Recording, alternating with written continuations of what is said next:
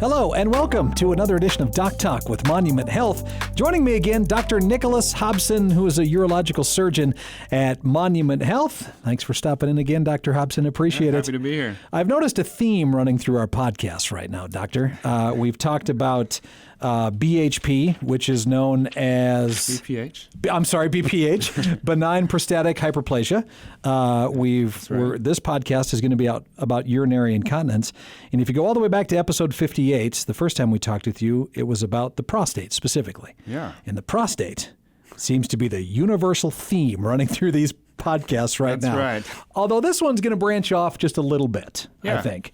If you're not familiar with urinary incontinence, just give us a little background on it, Doctor. Sure. So not everyone knows what incontinence means. Right. Incontinence means the ability to hold your urine when we're talking about the urinary tract. So incontinence means the inability to hold your urine. So anytime you cough, sneeze, jump, feel the urge to urinate and can't make it to the bathroom, and you leak urine, that's called incontinence. So this can happen in men.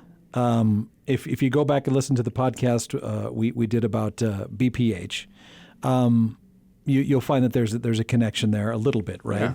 But before we started, you were talking that this mainly affects women. Yeah. So there's essentially two kinds of urinary incontinence in women. And we break those down into stress incontinence and urge incontinence. So stress incontinence is related to when your body is unable to hold the urine back because of the pressure from the bladder and other things that are pushing on the bladder. So stress meaning like a physical stress. Yeah, okay. Essentially. So you cough, you sneeze, you bend over, you jump on the trampoline, and you leak. And that's really common in women who have had children, because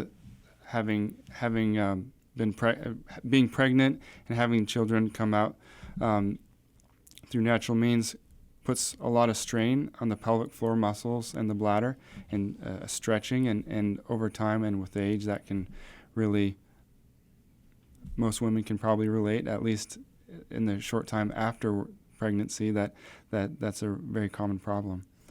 And so urge incontinence, on the other hand, is where your bladder becomes overactive. And so there's a condition called overactive bladder. That's where you feel frequent urination, strong urges to urinate. And then the urge incontinence is when you can't hold back those urges and you leak on yourself. So are there common symptoms in men and women? Yeah, it's very common for men to have urge incontinence when they have enlarged prostate. That's something that can evolve to that as the prostate grows and makes it more difficult for the bladder to empty itself. Men can also experience that. That's very common. Or stress incontinence after they've had a prostatectomy for prostate cancer, because it affects the continence mechanism that holds the urine back. So it can be very common after the prostatectomy surgery for men to leak on themselves when they bend over, stand up suddenly, things like that. Really quick, how big is the prostate? Like if you had to just visualize it. Yeah, so the average prostate in a young man in his 20s is about the size of a walnut. Okay. And it can grow to the size of a softball. Are you kidding? Really? Yeah. I mean, that's and that might not be cancer too, right? I mean, you can have like. Yeah. Usually cancer doesn't cause it to grow that big because we usually catch it earlier. Right. But that benign prostatic hyperplasia, the benign growth, can cause it to grow quite large. All right. I just needed that visual in my head for the rest of this, I guess, then. So are there things that, everybody will ask the question of, well, what can I do to not pee on myself, I guess? Lifestyle changes, habits. Is there anything you can do before maybe they have to come and see you? Yeah, whenever I have a patient coming in to see me, I break it down into those two types of incontinence, especially for women. And some of the treatments for stress incontinence can help with urge incontinence and vice versa.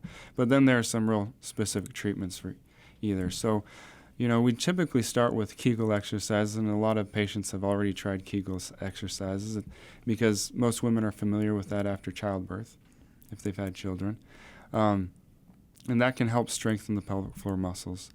We also have a good resource here in Rapid City.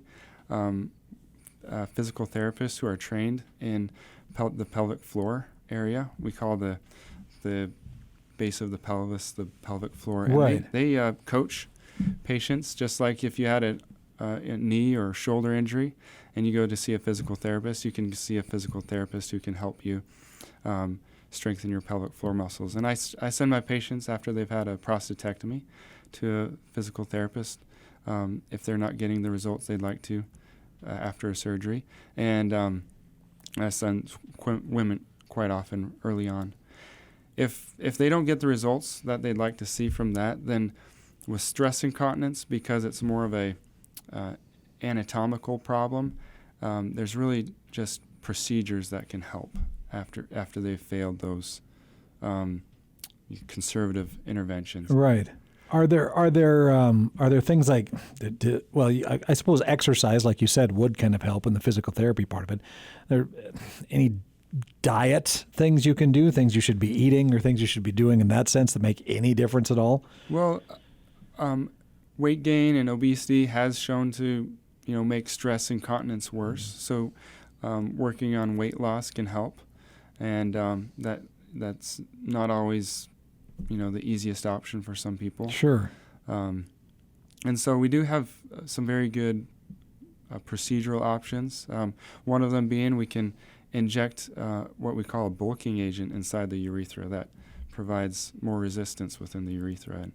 And we had a recent product that has been approved in Europe for many years, but was recently approved in the United States, and we've started using that, and that's showing good results up to 7 years.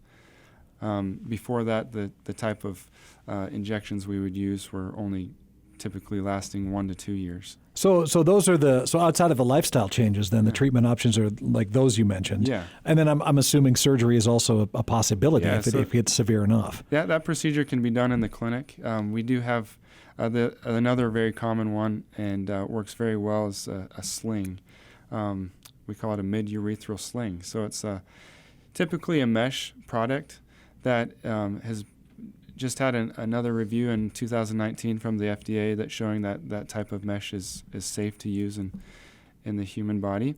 And it just provides support to the urethra. And it is an outpatient procedure generally. Usually takes it's a quick surgery, about 30 minutes, depending on how much experience you have, how difficult it is, and patients go home the same day.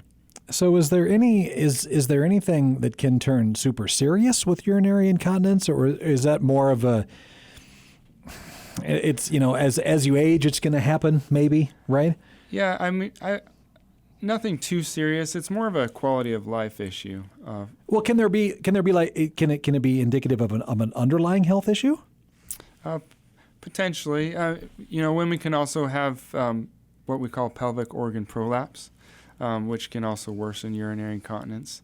That's where the pelvic organs push through into the vagina, and it can push out of the vagina and feel like a bulge, or right. I've seen it bulge quite largely from the vagina, and that can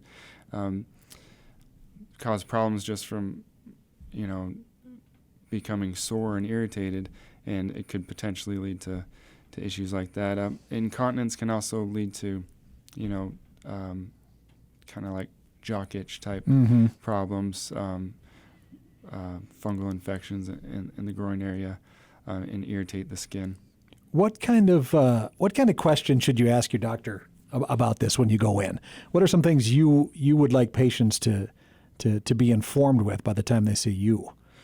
Well, because it is mainly a quality of life issue, I think patients should know, ask if there's anything that they can have done or do to improve that. And I'd like them to know that they don't have to live with this. Well, Dr. Nicholas Hopson, thank you again for stopping in and talking with us. Dr. Hopson is a urologic surgeon here at Monument Health. Always good to talk about you. And anytime you want to make me uncomfortable on a podcast, doctor, you're more than welcome, okay? Yeah. Thanks for having me. You bet. Thank you very much.